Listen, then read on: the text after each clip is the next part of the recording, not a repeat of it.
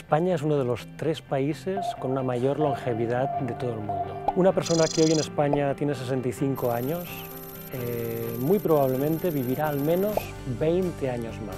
Y esto es una tendencia que va a continuar en las próximas décadas.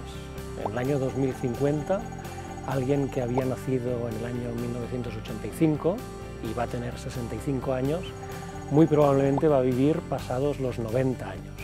Las reformas de 2011 y muy especialmente de 2013 ya tuvieron en cuenta estas presiones sobre la sostenibilidad del sistema de pensiones español e introdujeron medidas que garantizan esa sostenibilidad. Por un lado, se introdujeron retrasos en la edad de jubilación de forma gradual. 2, se introdujo un factor de sostenibilidad por el cual las pensiones se ajustan o se determinan de acuerdo a cambios en la esperanza de vida.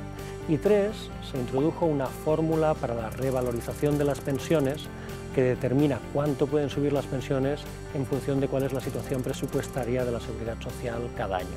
Esas medidas garantizarán la sostenibilidad del sistema, sobre todo mediante una reducción gradual pero inexorable de la generosidad del sistema de pensiones. Si queremos moderar esa reducción de las pensiones públicas, lo que tenemos que pensar es en medidas alternativas o complementarias a estas otras. Por ejemplo, en introducir incentivos para trabajar más años, alargar nuestra vida laboral. Por otro lado, podemos ligar de forma más o menos automática, como han hecho Dinamarca o Holanda, la edad de jubilación a esas mejoras en la esperanza de vida. Y por último, podemos pensar en incentivos a impulsar el ahorro privado para la jubilación.